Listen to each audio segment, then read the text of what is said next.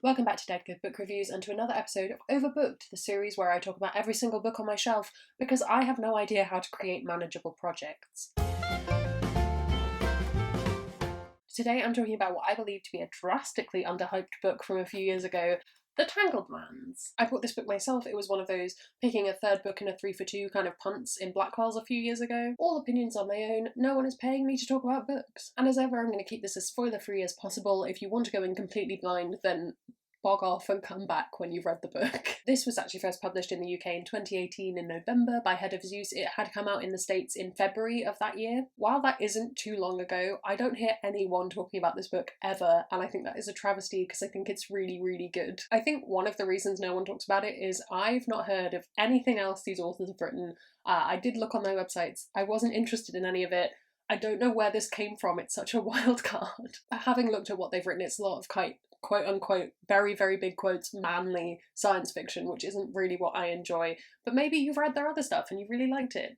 I don't know. Suffice to say, both of them have written quite a big amount of stuff. The Tangled Lands is a set of 4 novellas or short stories, all set in the world called Kime. In this world, profligate use of magic has led to the spread of a toxic bramble. The solution is simple: give up magic, but this is a world that is totally addicted. In the first story, an alchemist called Giles manages to find a new weapon that can help fight back against the bramble. From then on, we follow the stories of different people throughout the timeline of this land, following the fight against addiction and corruption of the land and its people. I think the writing in this book is absolutely beautiful. It's because it's got that short story set up. It's a little bit more literary than you might expect, especially given what else these authors have written. It's not super literary. We're not talking Addie LaRue here, but it is just beautiful and captivating and gorgeous. Every time I've reread this, and I think I've read it either 2 or 3 times now, I am captivated by the writing and I always end feeling so emotional. I also think the idea is really well executed. You could very easily have written one story, the story of Giles, in this world and spread that story out a bit more and added a bit more in,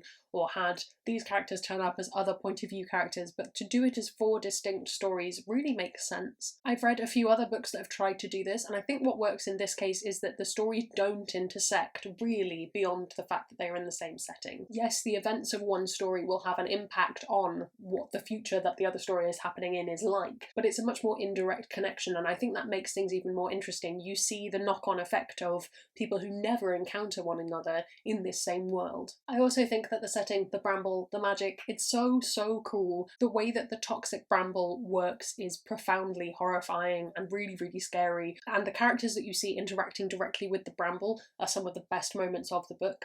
Including some of just the most sad and heart-wrenching moments as well. I also love the idea of a world that is so entrenched in the use of magic that they can't give it up. They refuse to, even though if they gave up using magic to make all their castles float or whatever, they'd be able to use magic to do really, really good things because the offset would be fine, but it's just this refusal to do good, and it definitely doesn't reflect on some things that happen in the real world now.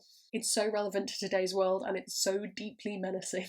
Things to keep in mind if you're thinking about reading this: I don't know if the format's going to be for everyone. If you really aren't here for a short story or a short story collection, then maybe don't go for it. That being said, the ones that I've read that I've enjoyed have been this one. It's not kind of like... I always bring up The Silver Wind as an example, but I hated that book so much. It's not like that. This book does also come with some content warnings, particularly in... can I remember which story it was? Children of Kime goes to some really, really dark places towards lack of consent, shall we say, and it deals with a really difficult ramification of some of the effects of the bramble, and if you are sensitive to that kind of thing, don't read that story or don't read this book at all. I have one comparison that is stuck behind the book, that is The Sleeper and the Spindle by Neil Gaiman. Is another short story dealing with bramble. It's a very different story, but it's similar in the sense of twisting a familiar fairy tale trope. I also wanted to bring up Tangled and Brine, which is another rewritten fairy tales. I should say Tangled Lands is not a fairy tale, but something about it has big fairy tale energy behind it.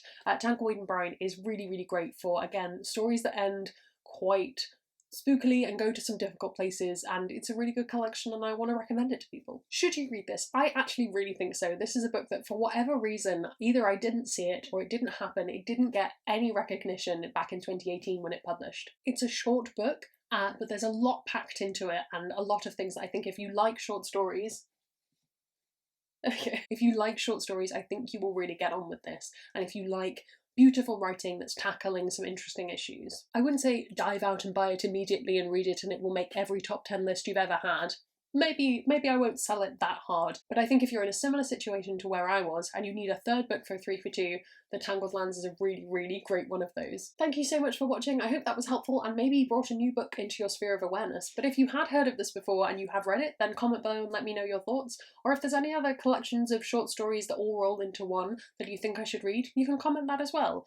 While you're down there, you can follow me on all of my social media, that's all linked below. You can also subscribe, it makes me feel loved and appreciated. That's all from me, and I will see you in the next one. What made that noise? There's gonna be some bloopers now. Welcome back to Dead Good Book Review. Welcome back to Dead Good Book Reviews. I'm Judith, and here is I'm in this world.